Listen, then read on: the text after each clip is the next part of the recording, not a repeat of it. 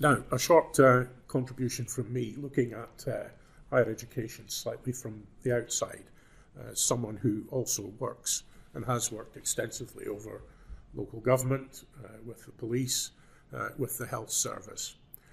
When I look at the documentation for the Office for Students and the reforms that went through in the Higher Education Act, I can see two scenarios.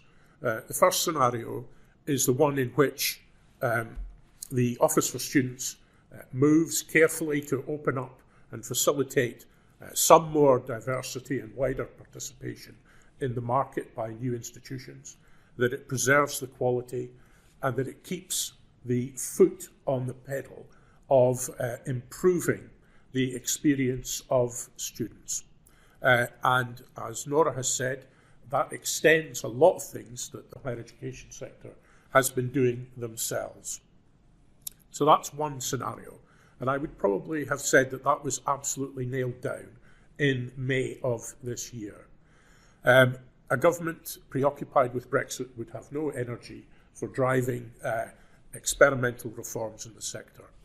But the second half of 2017 has seen universities subject to extreme public scrutiny and deliberate public scrutiny, because significant parts of the political establishment are not happy with the settlement as it stands, and are in the process of opening up a whole series of questions about the way in which these very well-funded institutions are run.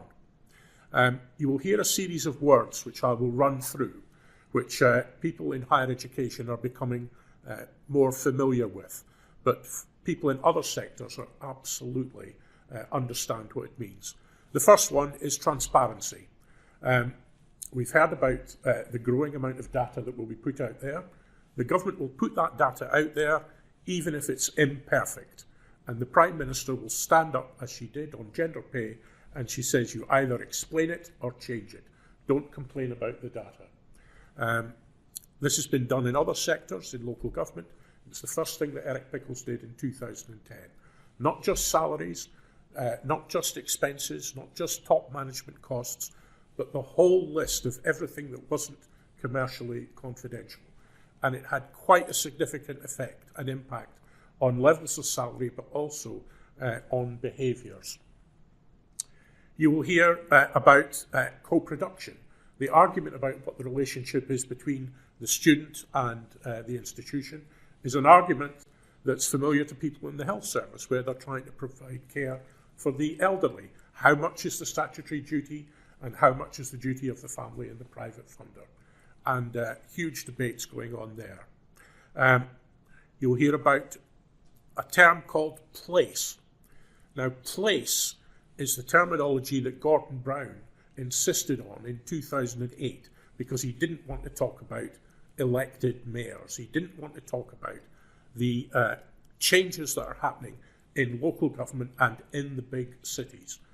Over the past year or two, a number of universities have been closely involved in applying for city challenge funding, where they've had to work hand in glove with their local authorities. And they've had to have more of a relationship with the civic footprint that they sit on than they've probably had to for the best part of 30 or 40 years. And that is going to increase. The policy of place is being driven to try and reintegrate the institutions at a local level. And you'll hear universities and others referred to as anchor institutions. And with that comes an expectation that they're going to play a role in their locality. You will find that the failure structures will be tested.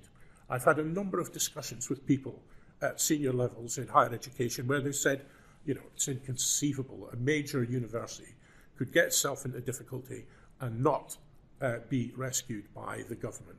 And there have been episodes in history where a few have sailed very close to that. My answer to that is go to Lewisham Hospital, which was put into administration. The government, a Conservative government, put a hospital into administration. Now, one of the reasons they did that was to teach some of the private finance people a lesson about the long-term arrangements, that these things could be put through a form of insolvency if they weren't prepared to renegotiate. Large institutions like this, these failure regimes are going to be for real. And if a big institution, which is perhaps raising millions in bonds, or makes a miscalculation about how much money it's going to get from its business school, or suddenly finds that it has some liabilities it didn't understand, these are the things that we will see, I think, and I know that some people are quite concerned about that. You'll hear much more about student choice and about transferability, and that will come up, I suspect, in all the Select Committee reports and be part of the government's major review. There will be a lot of nudge and leverage.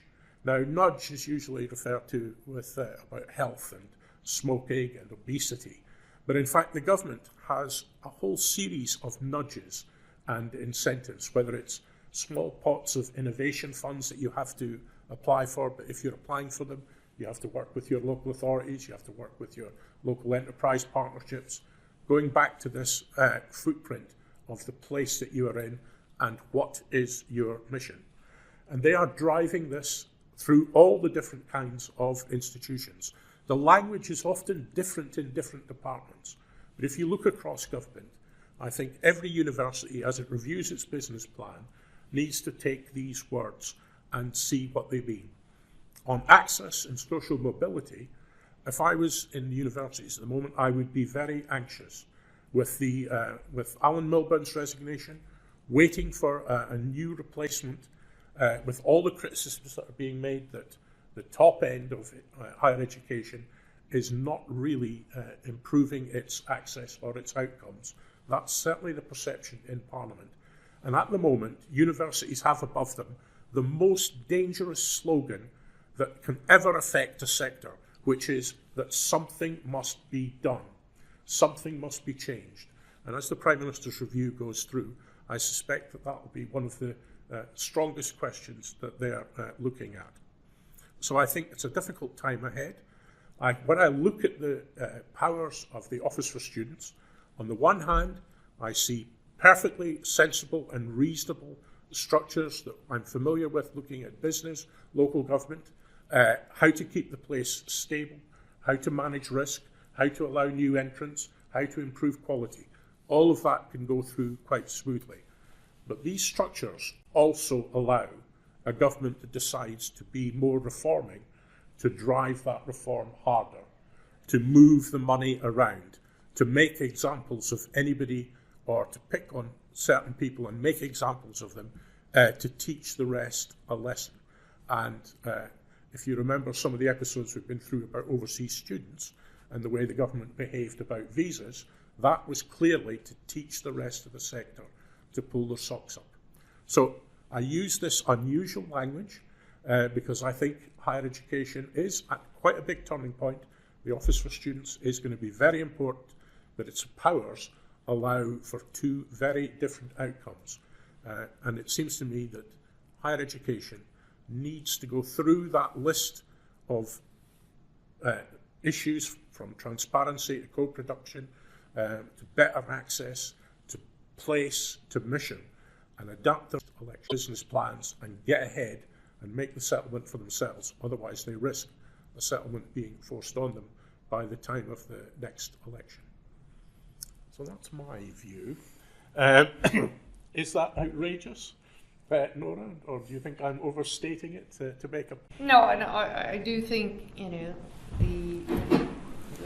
the office, if the legislation, of course, leaves that gap, and I think that's the cynical side of the sector is, of course, that things won't really change much. But I think inevitably, even if it's not driven through this legislation, I think there has to be a recognition that the public and of course the emphasis on the employers these days, they want something different. They're not happy with graduates, and graduates themselves are not happy the value of their degree. So I think I would couch it more, I don't think institutions are really under fire. The degree, the structure, the relevance of that is really under fire, and it's a product of a system that has this massification of higher education, which is this really taken and pushed from society, the kind of social economic hierarchy, onto higher education. So I'm not sure that we'll get to any point of true equality here, and that's where I think the cynicism sets in then. What I think, Neil, I think you possibly got a little too far, if I may say so, but I think what we will see is twofold. I don't think we'll see many institutions leave the sector as such in the short term. I think we'll see institutions start to merge. There's been lots of mergers in further education, which is where the funding cuts have come. So I think we will see institutions at risk of failure actually being forced to merge and maybe seeking to merge. And I suspect over the next 3 to 5 years we may see 10 plus institutions seeking to merge, whereas we haven't really seen very many mergers in the UK HE sector in the last few years actually. That's one thing I think we'll see. And the second thing I think we will see is a lot of the private sector coming in at what they would describe as the bottom of the market, more of the American model, where I think it's over half now of the total Title IV funding, isn't it? I think, which is the American equivalent of student loan company funding, goes to the private sector. And I think we'll see more of that, and we'll see the pricing coming down. And that clearly, if you're an institution that's trying to fish in that pond, that becomes very difficult indeed for you. So I think the mixture of the for-profits coming in, particularly at the sort of lower price points in the market, together with the merger of institutions, I suspect is what we'll see. I think we'll also see, particularly the Scottish government, not so much the Welsh government, the Scottish government, seeking to actually get a lot of inward investment from American institutions. For example, St Andrews University is in the top 100 universities worldwide, including American universities, in drawing down Title IV funding. So we'll see more of that. I think we'll also see some foreign institutions coming. We'll see some European institutions setting up here, and actually they will also then be trying to fish in the same pond. Certainly the case in the health service that hospitals don't close anymore, they just merge to infinity to avoid public. I suppose what I should say, we should all say, is that assumes that May and her government remain in place, of course, because if there's a general election, then clearly we could see a change of government, and a lot of the things that are in here may never come to pass. But it looks like she's managed to at least solve the Brexit issue this week. Okay. All right. I'm going to draw the recorded part of this to a close. So, Catherine, if you can switch off the things. And open it up to the floor as to questions or comments that people would like to make.